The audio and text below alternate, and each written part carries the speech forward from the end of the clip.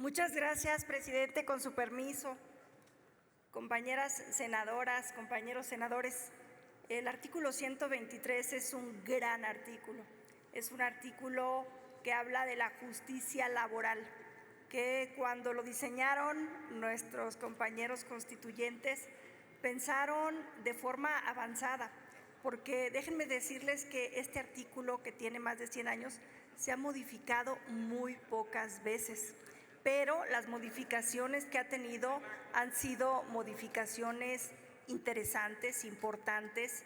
Les voy a decir algunas. El tema del reparto de utilidades.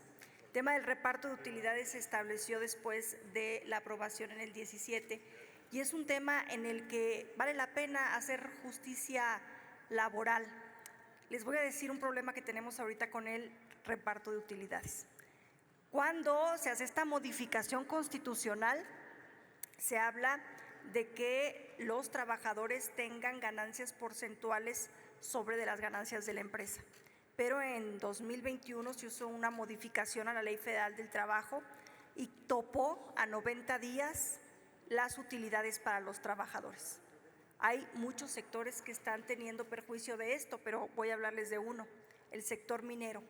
Los mineros tenían un reparto de utilidades importante y significativo hasta antes de la reforma a la Ley Federal del Trabajo en el 2021.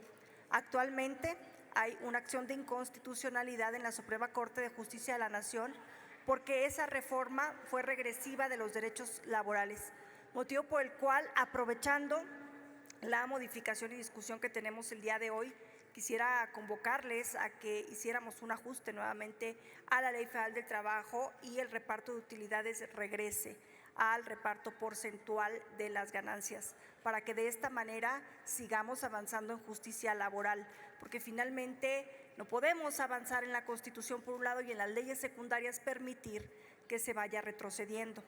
También más adelante, en otras modificaciones que se hizo esta distinción entre el apartado A y el apartado B, y aquí explico un poco el porqué de mi voto particular, porque como ustedes saben, en esta modificación que se está haciendo, en esta minuta que dictamina iniciativas no solo del presidente de la República, sino de legisladoras y legisladores de varios grupos parlamentarios, es decir, el enfoque orientador a tener salarios mínimos por arriba de la inflación es algo que muchos grupos han venido pugnando a lo largo del tiempo.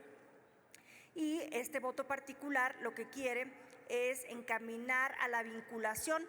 Como ustedes saben, en el apartado B se está hablando de los trabajadores de la salud, de los trabajadores de la seguridad y de los maestros. Entonces, en este sentido, es importante hacer ver que solo se está haciendo una modificación a los trabajadores del poder del Congreso de la Unión, es decir, poder ejecutivo, legislativo y judicial. Estamos hablando en estricto sentido a la lectura de los trabajadores federales, pero el artículo 116 constitucional nos habla de que para efectos de los trabajadores de los estados, los congresos tendrán que hacer una modificación sobre de su propia constitución y reglamentación secundaria.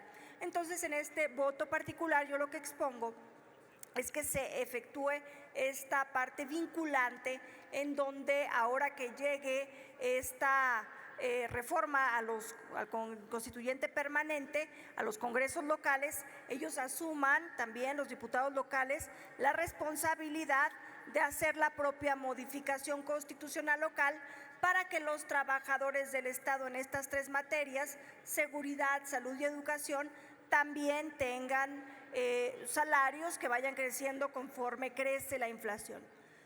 ¿Por qué durante mucho tiempo no se pudo hacer esto? Porque teníamos vinculado el salario mínimo con las cuotas administrativas. Fue hasta la reforma constitucional del 2016 que se logró hacer la desindexación de lo que es el salario mínimo con las multas administrativas, que se empezaron a hacer modificaciones menores, si ustedes quieren así decirlo, pero se empezaron a hacer modificaciones a la alza en tema de los salarios mínimos. Pero además, una cosa es el salario legal y otra cosa es el salario real. Nadie ganaba menos de 100 pesos al día, nadie los ganaba. Entonces, estas modificaciones lo que fueron haciendo también, y aquí es mi segunda propuesta de que nos pongamos a trabajar ahora que viene la Ley de Ingresos de la Federación y vendrá en este paquete la ley del impuesto sobre la renta. Lo que vino sucediendo fue que desde que comenzaron estas actualizaciones al salario real, no había impactado en el ISR. Hasta en la última actualización que se hizo, ya impactó en el ISR. Y a lo mejor ustedes dicen, oye, pero pues es que la tasa del ISR es variable y se le quita más a quien gana y menos a quien menos gana.